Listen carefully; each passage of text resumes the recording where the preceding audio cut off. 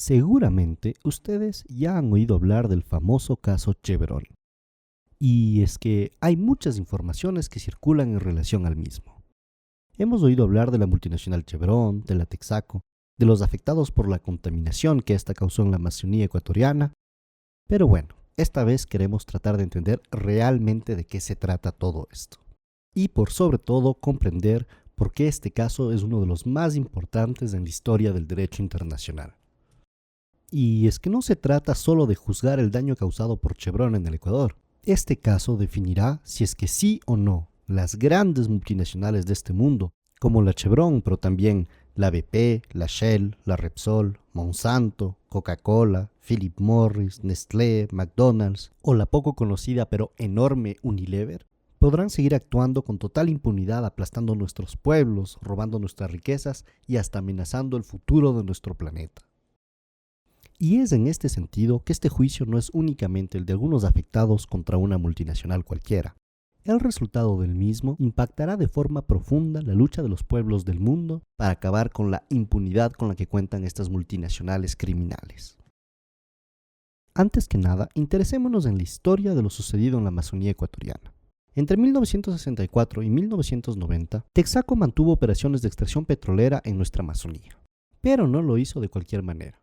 Bueno, en realidad sí, justamente, lo hizo de cualquier manera. Uno de los aspectos más detestables de lo sucedido en nuestra Amazonía es que en aquella época Texaco era uno de los líderes mundiales en tecnología de extracción petrolera. Al mismo tiempo que destruía la Amazonía ecuatoriana, Texaco operaba en Estados Unidos con la mejor tecnología ambiental de extracción petrolera de todo el mundo. En suelo norteamericano, utilizaba membranas de protección para proteger el suelo bajo las piscinas de petróleo. Trataba los desechos tóxicos para poder reinyectarlos en el suelo una vez terminada la operación petrolera, y no emitía gases tóxicos a la atmósfera. Pero mientras tanto en Ecuador, su apetito voraz e insaciable por la ganancia y su desprecio total por la vida humana y la naturaleza hicieron que Texaco no utilice ninguna protección para sus piscinas, que queme el gas al aire libre y que bote los desechos tóxicos de la explotación petrolera en nuestros ríos amazónicos. Todo esto con el único objetivo de obtener más ganancias. En 1990, Texaco acaba sus operaciones de extracción petrolera en el país. Y en 1992, consciente del desastre ecológico que había dejado detrás de sí, abandona nuestro país. Finalmente, es en el 2001 cuando Chevron y Texaco fusionan. Es así que Chevron heredó la responsabilidad legal de los daños efectuados por Texaco en nuestra Amazonía. Y bueno, justamente, veamos un poco más de cerca por qué se considera que este fue el mayor desastre ecológico de la historia. En una de las zonas más biodiversas del mundo, Chevron arrojó más de 19 millones de galones de residuos tóxicos de la explotación petrolera. A esto se sumaron otros 17 millones de galones de crudo arrojados en nuestra Amazonía. El área total afectada por la explotación petrolera totalmente irresponsable de la Texaco es de 2 millones de hectáreas. Para darnos cuenta un poco mejor de la enormidad de lo que esto significa, podríamos decir que esto equivale a la superficie de nuestro país hermano El Salvador.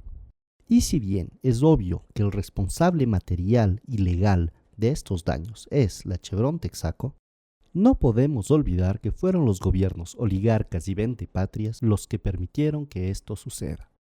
Fue así que en 1995 el presidente de entonces, Sixto Durán Ballén, firmó un acta diciendo que Chevron había cumplido con la remediación ambiental en la Amazonía. Pero eso no fue todo. En 1998, el gobierno de Yamil Mahuad firmó un acta de finiquito estableciendo que el gobierno ecuatoriano se comprometía a nunca atacar en justicia a la Texaco. Sin embargo, esto no detuvo a los afectados por la contaminación de la multinacional. Y fue así que, uniéndose en el Frente de Defensa de la Amazonía, decidieron atacarse a una de las más grandes empresas de todo el planeta. Y bueno, justamente, tratemos de entender cuáles han sido las consecuencias legales que todo esto ha tenido. Todo comenzó en 1993 con el caso Aguinda.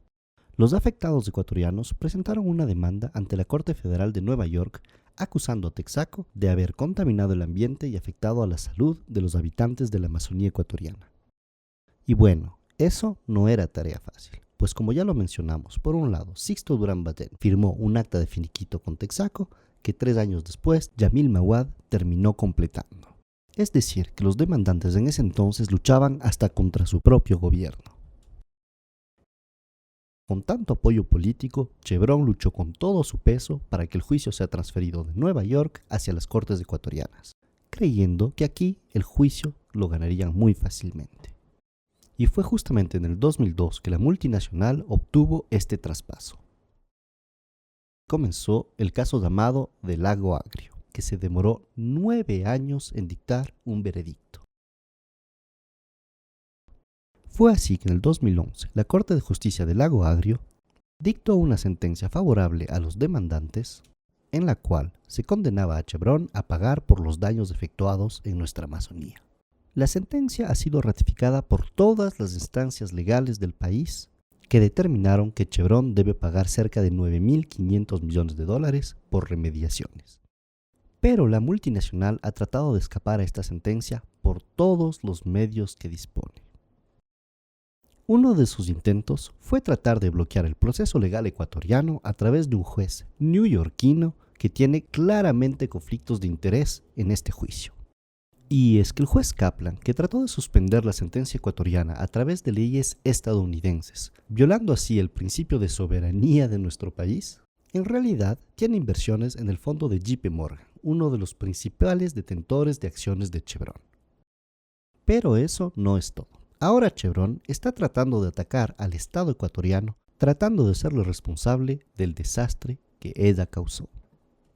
El primer intento fue el caso conocido como Chevron 1, en el cual la multinacional trató de hacer creer que el verdadero responsable de la contaminación era Petroecuador, la empresa petrolera pública ecuatoriana.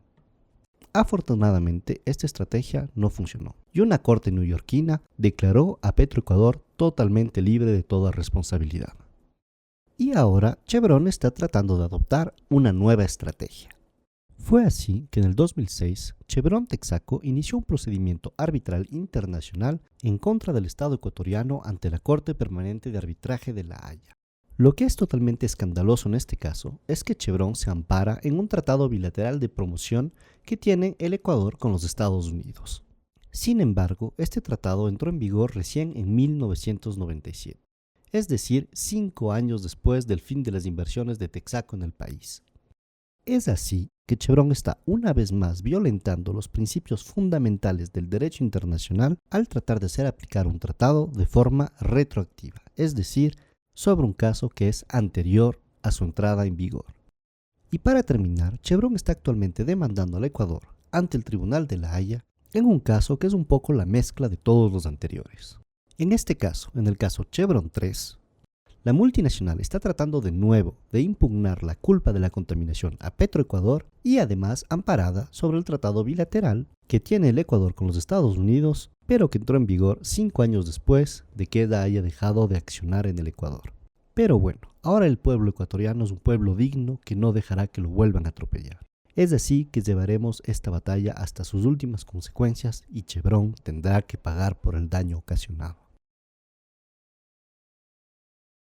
Ahora bien, cuando vemos que Chevron emplea a más de 2.000 abogados profesionales de más de 60 firmas legales y que gasta aproximadamente 250 millones de dólares anuales para su defensa y en una campaña difamatoria contra el Ecuador, nos damos cuenta que esto no es una simple batalla económica. Lo que realmente está protegiendo Chevron es la impunidad de las grandes multinacionales que por el momento pueden seguir actuando de forma criminal contra los seres humanos y nuestro ecosistema. Y esto no es un asunto para nada secundario. Si nosotros comparamos la riqueza de 3 de las más grandes petroleras en el mundo, es decir, la Exxon, Total y Chevron, nos damos cuenta que al compararlas con el PIB de países, estarían entre los 60 países más ricos del planeta. En un mundo globalizado y con empresas multinacionales que tienen tanto poder, si no logramos frenar la impunidad de la que siguen gozando estas multinacionales, el derecho internacional no valdrá nada y seguirá dominando el capital por sobre los intereses de los seres humanos. Así que apoyemos al pueblo ecuatoriano en esta lucha que no es solo la suya, sino la de todos los pueblos del mundo.